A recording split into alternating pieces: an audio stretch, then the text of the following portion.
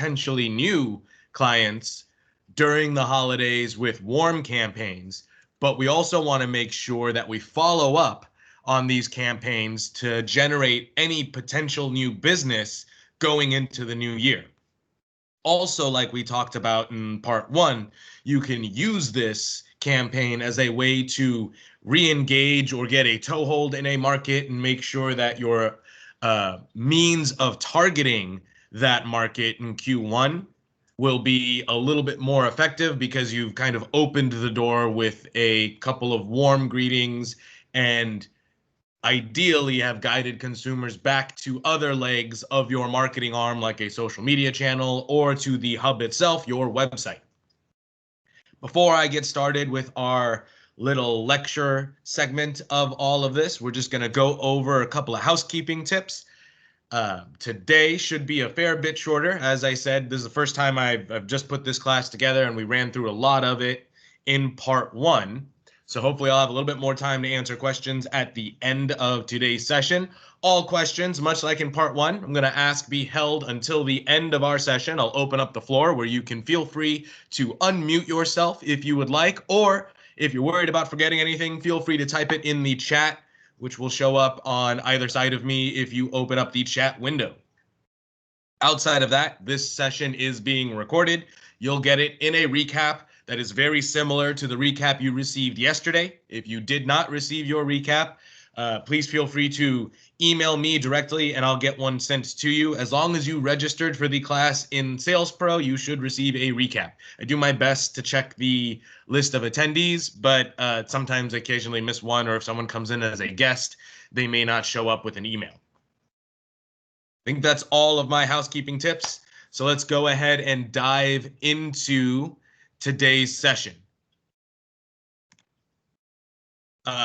Before we jump in, I want to jump to a slide from part one that I didn't really quite get to talk about in its entirety because, like I said, I'm still working through the size and time lengths of these classes. But we talked a lot about how you will use the marketing, you'll use the sorting that you'll do for your contacts to be able to reach out for this holiday campaign, right? The first step of it will be some kind of a physical mailer that you send out, in our example, to engage with your consumer. The follow-up is what you want to start planning on in both the social media space and in the physical realm. The upside to doing this two-tiered campaign is because, like I said in part one, every piece of collateral should have some kind of built-in call to action to guide your consumer towards your brand and business. Whether it's the holiday card just saying, hello, wishing you a good holiday, and feel free to scan this QR code to check out the website, or to take you to a link to a holiday message that you recorded. Lots of great ideas you can have there.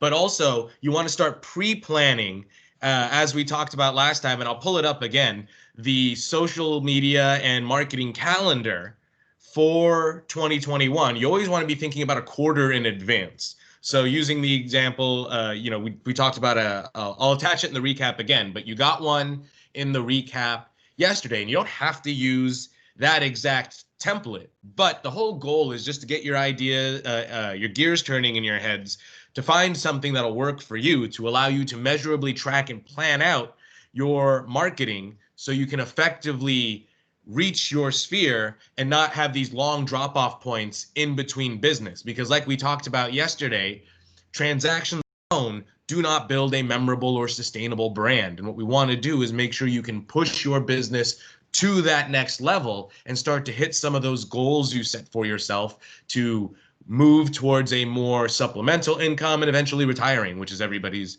goal, to have that financial security.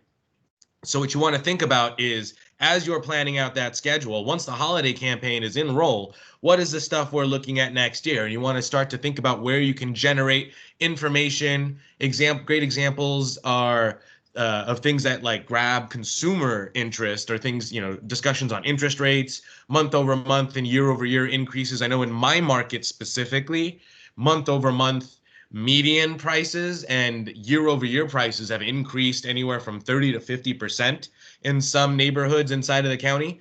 So there's a lot to talk about with consumers, and you want to be the individual that articulates that to your consumer. And that holiday campaign, like I said, is the way to open that door so you can start to follow up with all of this business related posting and content and messaging that you want to share, both in a social way as well as through newsletters, digital campaigns, and any physical follow up that you have to go with it.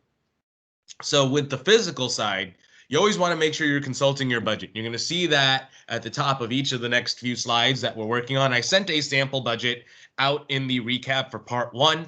I am going to do the same thing in part 2 because again, the goal is this should be something built in as a part of your business plan. You shouldn't be launching into campaigns without addressing how much this campaign will affect your business as it stands now and what are the potential ripple effects of any expenses incurred for this plan into the future. If you haven't started talking about your business plan, it's a great time to reach out to your manager and start having those discussions, and then get in touch with your FMS, your local person like me, or your local SSAs, and they can help you and your manager kind of get that discussion started. A strong business plan will allow you to better create a strong marketing plan to work in conjunction with that business plan to make sure you don't overtax yourself in any given quarter.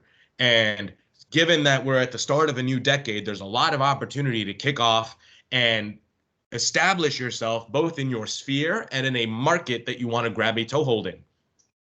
So whether you're going to a sphere or your farm, that first card, like I said, on the physical side is that warm contact piece. You can browse through and find all kinds of cards from all kinds of various sources. We were talking about CoreFact a little bit in our last session, but you can open up Marketing or InTouch, like all of these vendors, or you could use any outside vendor you'd like. The whole concept here is to have something set that you can go to reach your consumers. And like we talked about in the last session, depending on how much information you have about your sphere, you can start to sub-break them into what types of holidays they celebrate to add that little personal touch, or just have them sorted geographically so you can send out everything, your generic holiday greeting, and maybe, again, have some kind of code if a consumer's interested to drive them to a video that you've put on YouTube that you also have shared on your social channels and your website.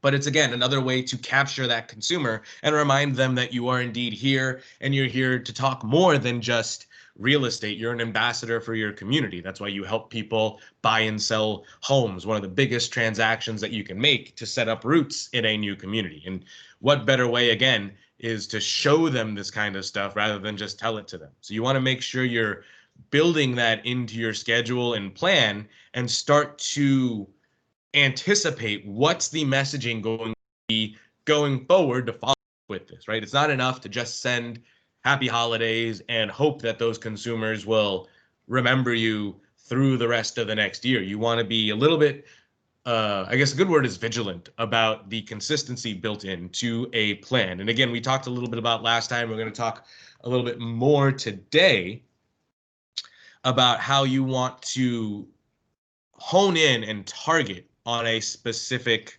section of the market to help your business grow, again, based on what your business plan needs are. So like I note here, whether it's a farm or a sphere, going into Q1, if you're just sending out to your sphere, for example, and we've got your sphere sorted geographically, you can look at those geographic regions and say, okay, what in the last year or the last 2 or 3 years, where did I have the most success as an agent? What city, what county, and then start to target in Q1 from there. So you will obviously you blast your sphere again with that Q1 postcard that you just make sure you've got separate ones going out. So that way you've got, information for Monterey County for people in Monterey County, information for Santa Cruz County and people in Santa Cruz County, San Mateo for San Mateo, etc.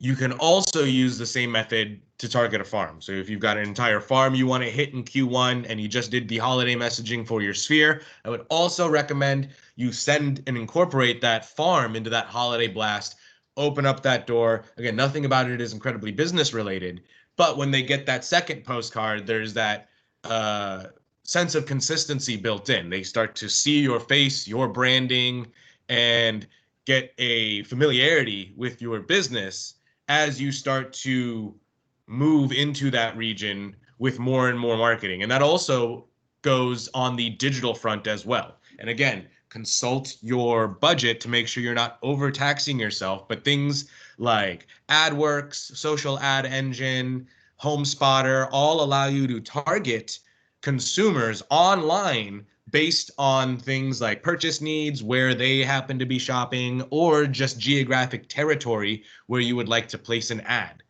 There's all kinds of great classes that dive into how all of those apps work individually. So I'm not going to dive into any of those, but you definitely want to think, let's say Q1, I'm targeting Monterey City.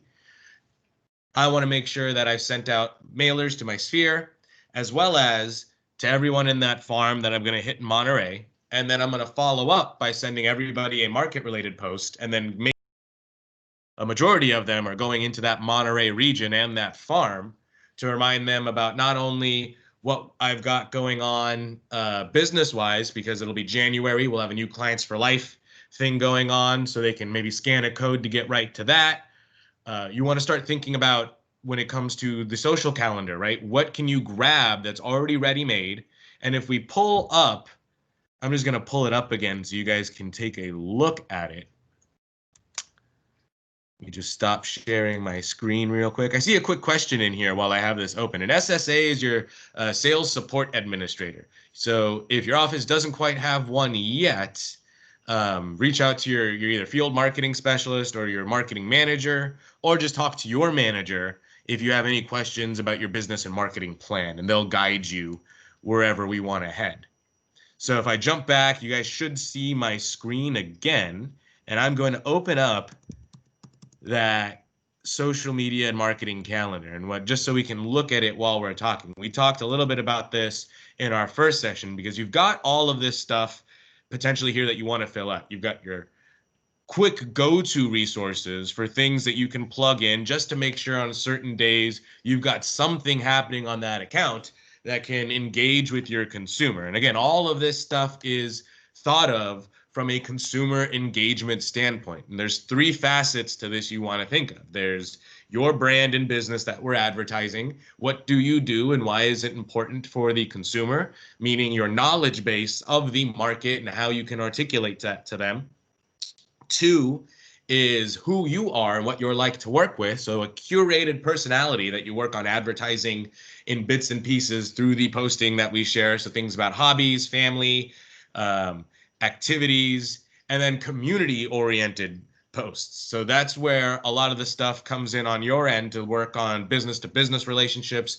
In the holidays, charities are a great thing to lean on and advertise to. Things that can show potential consumers and your sphere your inherent connection to the community that you operate in, that allows them to, again, endear you to them, because you're showing them that you do have a vested interest in these communities. And it's not just, again,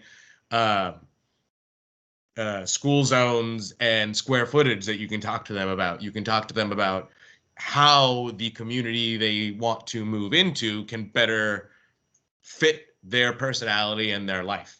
And again, that's the kind of content that becomes very shareable, and you can get lots of legs out of this kind of stuff. So if you plan out on a schedule like the one we are looking at here, the goal is, like we talked about last time, is you plan about a quarter ahead. So if you're working on this now, you'll add in a tab for December to kind of get yourself situated and slowly get the ball rolling. Work at your own pace here. Don't overwhelm yourself. But you do want to have a plan all the way out to March. And then sometime in February, you start planning out all the way through June. So this way, as your marketing is leveled out and played out, you've got things like your clients for life in there, maybe market related posts from MarketQuest, or a market share post, I should say, from MarketQuest. Then you can do market data from Prospect Square. You've got a community post that you want to do, and then you may get a listing. And a lot of agents will see their marketing kind of look like a almost like an EKG when it comes to how spiky a graph it is, right? Your listing shouldn't be capped, and this will start to help your business plan revolve around the fact that you are the product we are selling, and listings are another asset that we can use to better leverage and increase the exposure that your business gets. And by having a pre-planned schedule, let's say we've already got everything planned out through March, and January 11th, you end up getting a listing agreement signed. So now you've already got this schedule planned out for everything. And let's say, just for tight examples purposes, I've been working on farming Monterey, and I've got everything. I've just sent out my holiday cards, and I have right on January 6th, the market postcards are going out to my sphere and my farm in Monterey. And now I've got a listing in Monterey. So I've got a schedule already mapped out. And let's say I wanted to do a interview with a local bookstore to talk about their connection to the community and how they've operated through the pandemic, et cetera, et cetera, et cetera. We've got all of that kind of soft scheduled. And now I know that I'm not going to be able to do this because I may be doing tours, or I'm checking in with listing concierge. I can shift this to somewhere in February by reaching out to that business and rescheduling, and then grab something easy like a market share post or something and swap it here to make sure that your marketing starts to level out and look a lot smoother. And again, a listing becomes something that is an additional asset to your marketing and not a catalyst point for you to kick back out there, because this kind of strategy is how you really game SEO in the long term and create what's called a strong online footprint. And it's going to take time. This isn't something that's going to come easy overnight. And everyone finds their own rhythm. So don't feel overwhelmed, and don't feel like you need to dive in and be posting like a Tim Smith or Tim Allen or Jade Mills.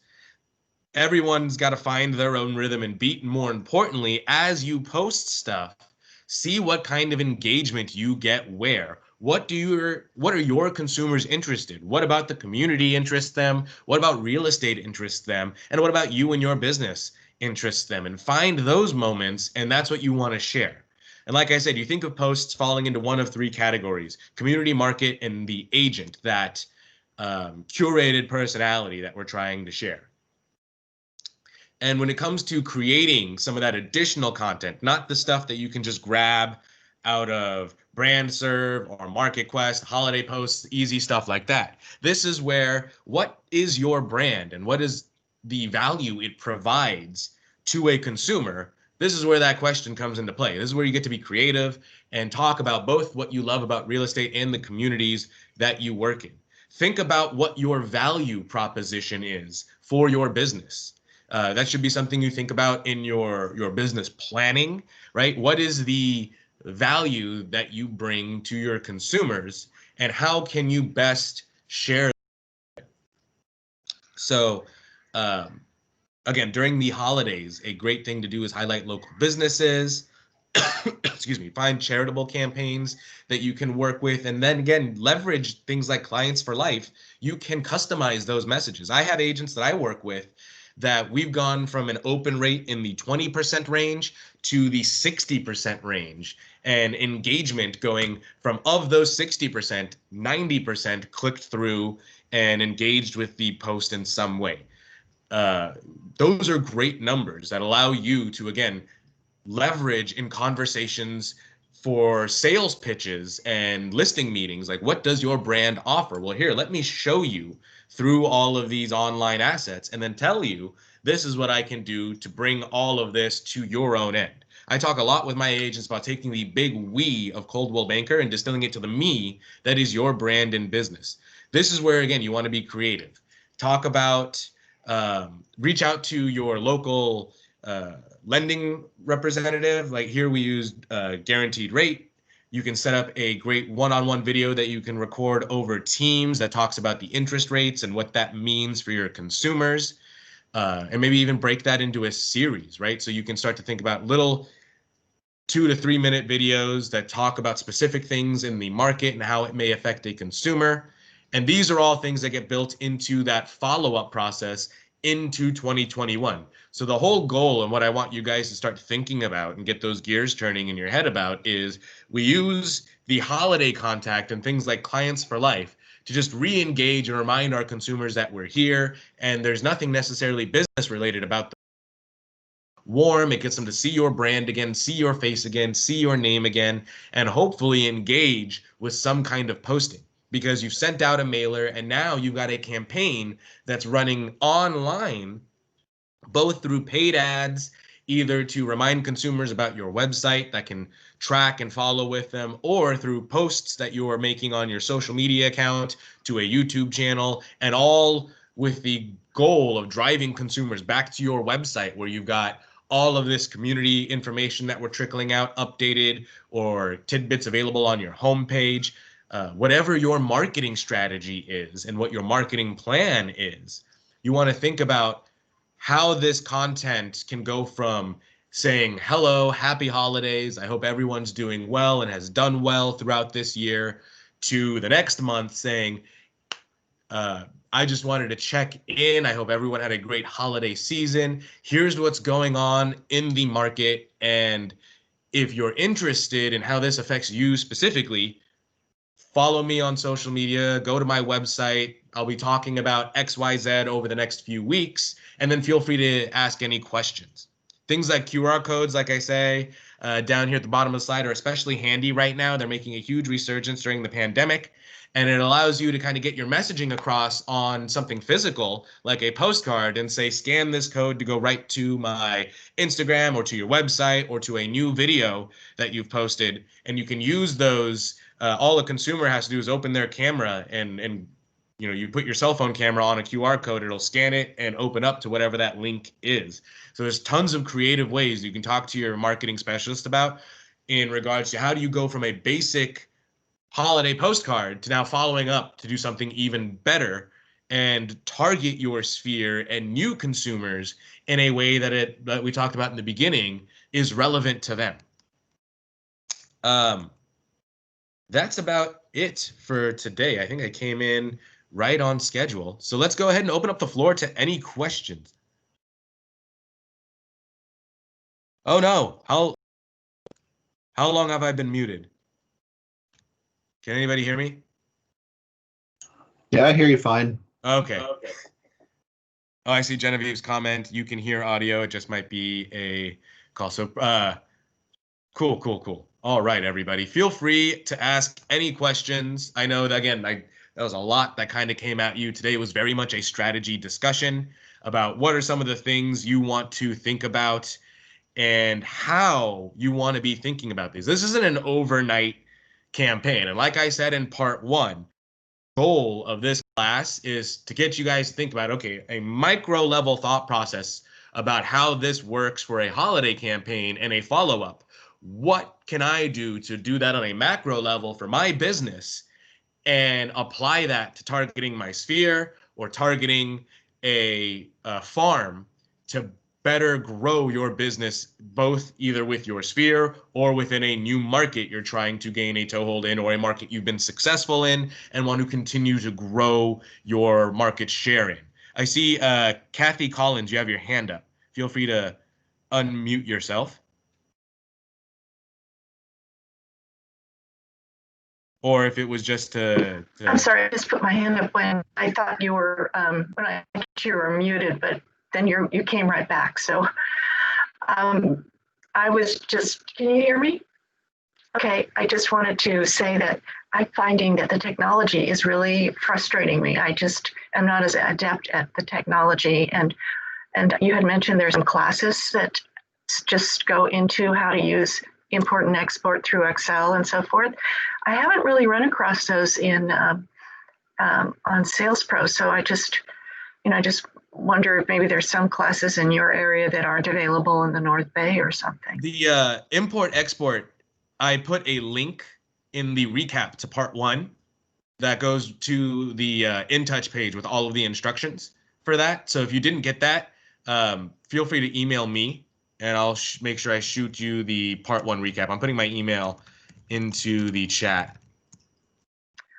Okay, yeah, I did get your overall email. I don't remember seeing that part, but it might be there. There's a link right underneath the photo that you click on to get to the video recap. Okay. Take a look at that. And then if you have any other additional questions, what I would recommend is I have some agents that are very similarly trying to work their way up to incorporating a lot of new technology into their business plan. And a lot of it just breaks down to, building a training schedule around the speed at which you're able to learn, to learn the material, and everybody moves at their own pace. So Sales Pro would be one space, but I would also reach out to your FMS and see what they can do to kind of help you build an education calendar, almost like we're talking about in regards to planning out your marketing. You might want to do the same thing and just work with your FMS about planning over education. Okay, thank you. You're welcome. And then Dana, you got a question about QR codes? Is that what you mean by scan code? I know what they are because I've seen them. Whoops, I'm talking and I'm muted. Sorry. No, I can hear you. Okay. I don't even know what QR stands for. What does that mean?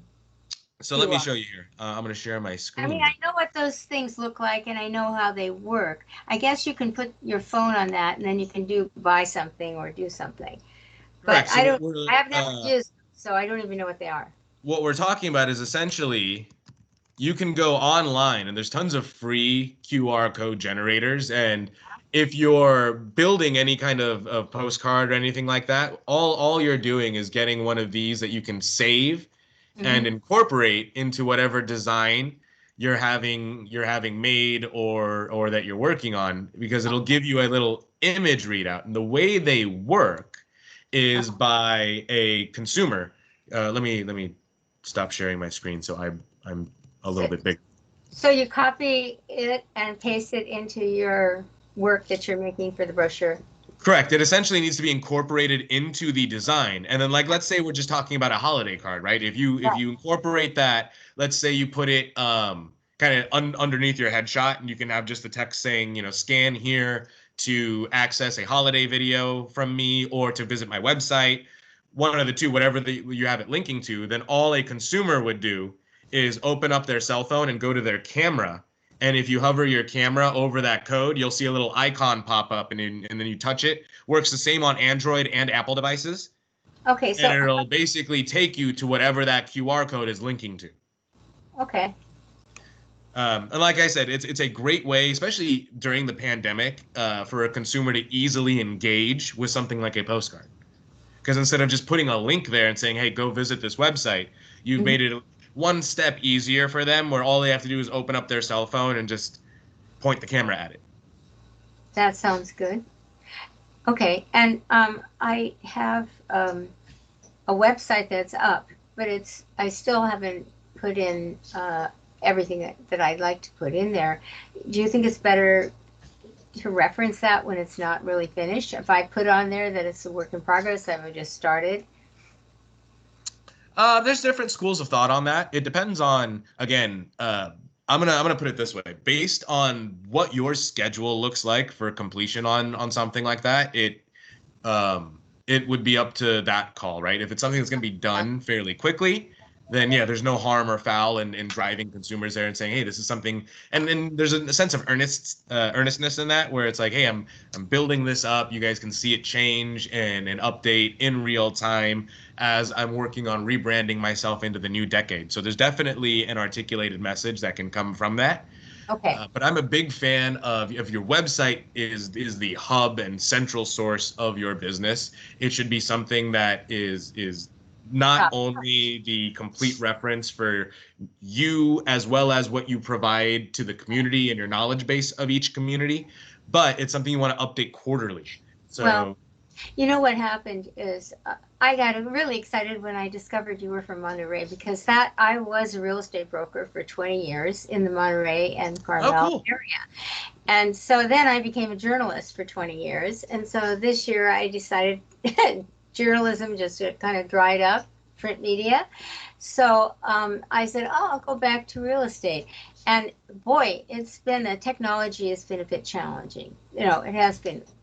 I would, same recommendation I gave to Kathy is I would work on building some kind of an education schedule out with your FMS.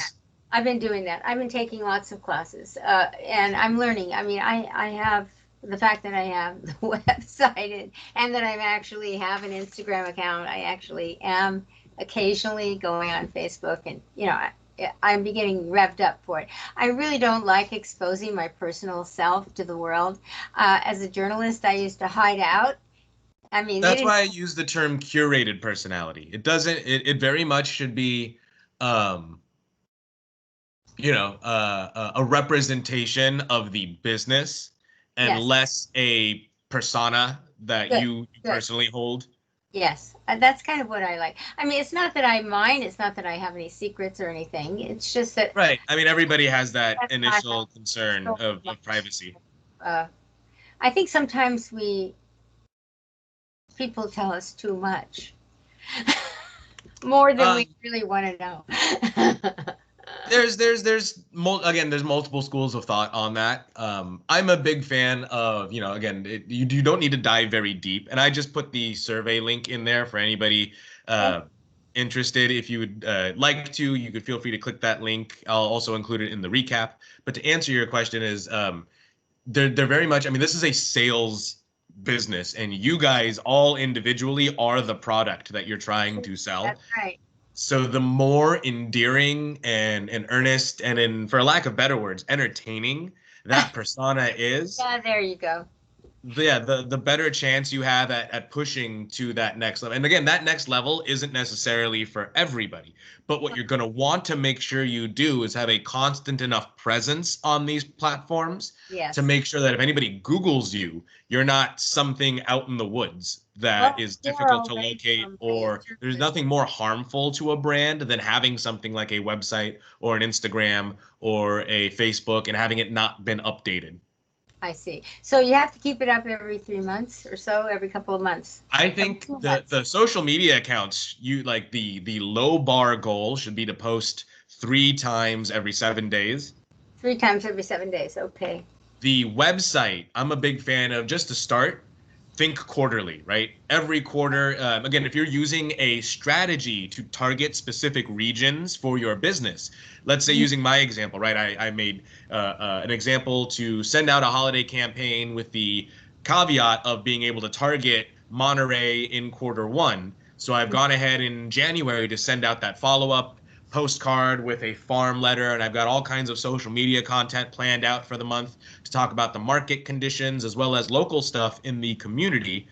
And then you can follow up with that by updating your website with any, like, let's say you did a interview with a local business. That Sure. video could be posted to the community served page on that on your website for that community, and then you drive consumers back to that page by creating posts saying, hey, I've updated this section on my website, feel free to check it out, the link is below, or check out the link in my bio, or again, wherever, depending on the media that you're using. That's the kind of ideal cyclical wheel you want to get into.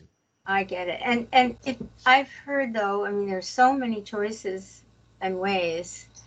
I mean, other than the in touch and the Facebook, I mean, it's like some people very successful on YouTube and they don't bother with Facebook. Some people are very successful on Facebook and they don't bother with YouTube. Some people try to do everything.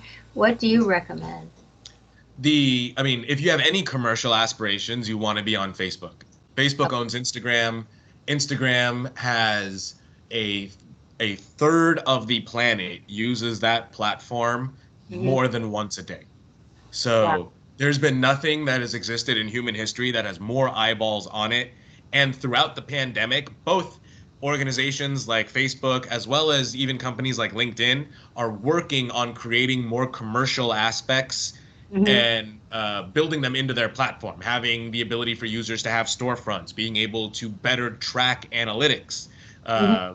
for things about posts and click throughs and all that kind of stuff. So there's a noticeable engagement from social media companies making that switch over.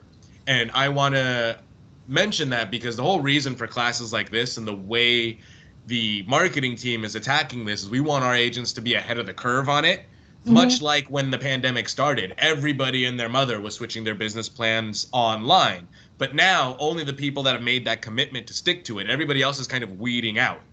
Mm-hmm. And the It took me so long to get started. I'm just finally getting up to speed.